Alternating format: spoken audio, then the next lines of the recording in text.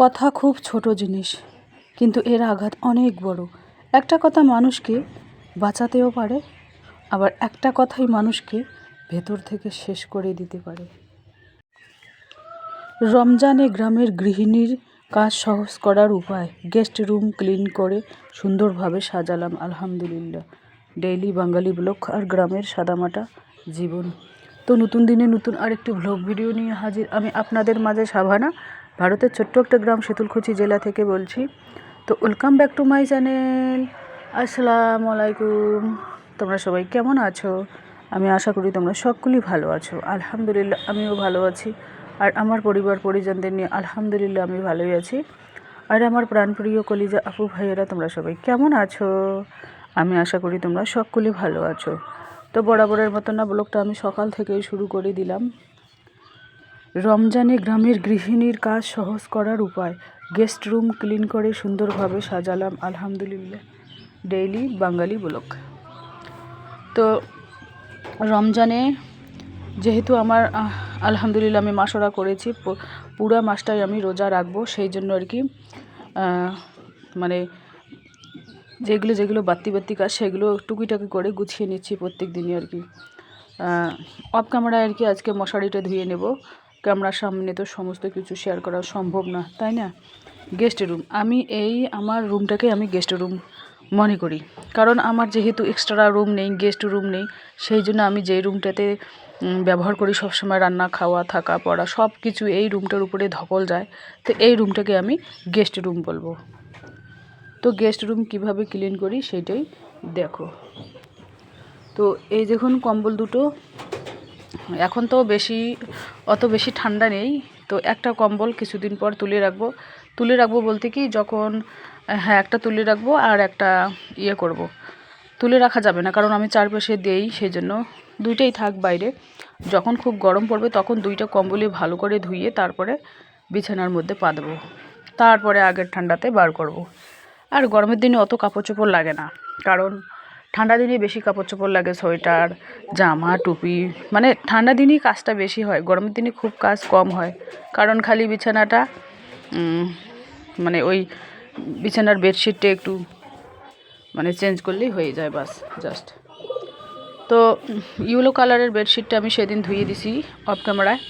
তো এটা হচ্ছে গোলাপি কালারের বেডশিট। আমার এখনও বেডশিট দুইটা ভালো আছে, যখন একটা ছিঁড়ে যাবে তখন আর একটার অর্ডার দিয়ে নেবো। এখন একটাও ছেড়ে নাই, প্রায় 6-7 মাস চলছে। আমার একটা করে বেডশিট 1 বছর 1.5 বছর চলে যায়।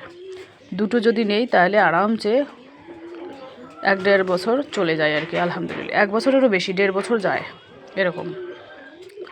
তো এই যে দেখুন টিনের রুমটা আমি এভাবেই আর কি গুছিয়ে নিচ্ছি। আমার টিনের রুমই কিন্তু সাদামাটা জিনিস, অত কিছু দামি আসবাবপত্র নেই, তোমাদের দেখানোর জন্য অত কিছু আর কি নেই।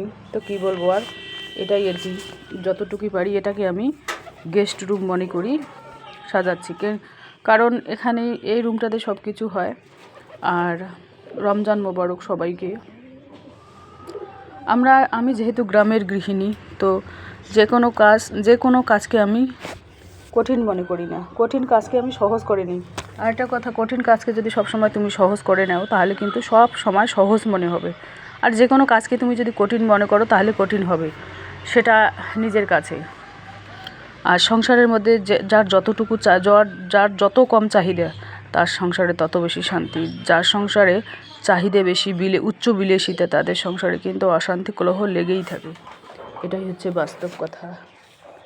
তো এই যে দেখুন, এবার আমি টিনের বেড়াটা পরিষ্কার করে ঝেড়ে নিচ্ছি। আর এবার আমি লালের একটু ঝাড়াঝাড়ি করবো, যেহেতু প্রত্যেকদিনে ঝাড়া মোছা হয়, একবার হলেও হয়, ক্যামেরার সামনে হয়, অফ ক্যামেরায় হয়, তো সেজন্য অত ধুলোবালি লাগে না আর কি। আমি অন্তত একবার হলেও শুকনো ন্যাকড়া দিয়ে আর কি মোছামুছি করে নিই, ডিপ ক্লিন করে নিই কিচেনটা। রমজানের আগে কিচেনটা, আমার ছোটো কিচেনটা ডিপ ক্লিন করে তোমাদের সামনে শেয়ার করব। তো এবার আমি টিনের বেড়াটা একটু মোছামুছি করে নেব। এই যে দেখুন টিনের বেড়া আমি মোছামুছি করে নেব। আর পেটের ভুঁড়িতেই মানুষের কিন্তু রোগ। পেটের যত বড় ভুঁড়ি থাকবে মানুষের, তত কিন্তু রোগ পুষতে যাবে, অত আলসেমি হবে, অত অলস ধরবে, কোনো কাজে মনোযোগ বসবে না। সেই জন্য মানে সেই জন্য বলতে কি আমরা কম কম খাবো। কম কম বলতে কি কম খেলে তো মানুষ মরে না, তাই না? যেখানে দেখুন কেউ কেউ কী করে, একেবারে 2 থালা ভাত নিয়ে বসে, থালির একখানে একটুখানি ভর্তা, একটা ডিমের অর্ধেক, অল্প একটু সবজি, একটু আলু ভাজা, ডাল নেই। এই সমস্ত খেলে কিন্তু হবে না, এই সমস্ত খেলে কিন্তু হবে না। তোমার পরিমাণ মতো খেতে হবে, যতটুকু প্রয়োজন ততটুকু খেতে হবে। প্রয়োজনের বাইরে যাওয়া যাবে না, টুটি থেকে খাওয়া যাবে না। টুটি থেকে খেলেই অসুবিধা। ভাত ভাত তো একটা এমনই জিনিস, আমাদের বাঙালি, যেহেতু আমরা বাঙালি মানুষ, মাছে ভাতে বাঙালি, ভাত মানে কি খাই, ভাত না হলে চলেই না। মানে কত দামি জিনিসই খাও না কেন, ভাতটা না হলে কিন্তু চলে না। ভাতটা আমাদের খেতেই হবে 3 বেলা। আমরা তো 3 বেলাই খাই, সকালে খাই, দুপুরে খাই, রাতে খাই, আবার সন্ধ্যায় চা নাস্তা, আবার সকালে চা নাস্তা, 5 বার। মানে কমন 5 বার তো হয়ই, আর মেহমান আসলে হয়তো 2-1 বার বাড়ে, এরকম আর কি।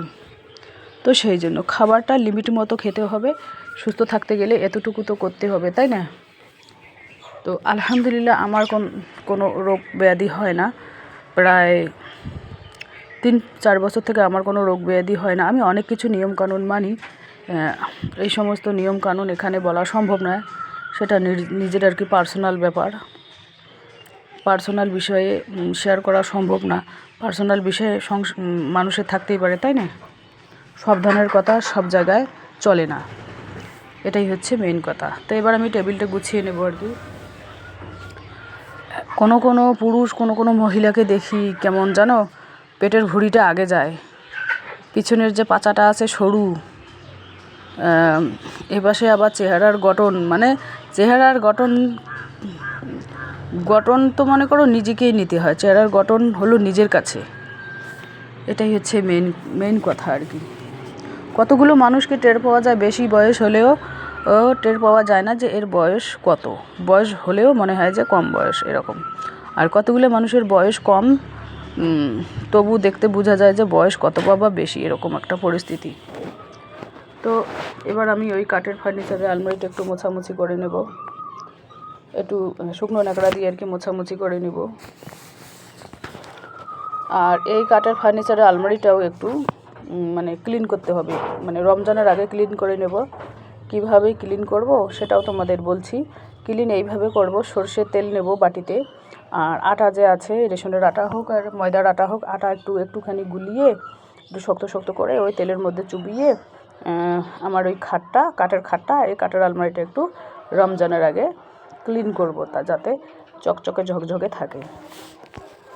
তো এভাবে আর কি আমি মাঝে মধ্যে করি, মানে মাসকে ফসকে করি আর কি। এমনি না শুকনো ন্যাকড়া দিয়ে পরিষ্কার করাই হয়, তো মাসকে ফসকে আর কি এভাবে করব। তো এবার আমি সবজিটা গুছিয়ে নেব, সবজি বাজার গুছিয়ে নেব, কারণ কাঁচা সবজি বাজার নিয়ে এসেছি, এখনও গোছানো হয়নি, সময় পাইনি।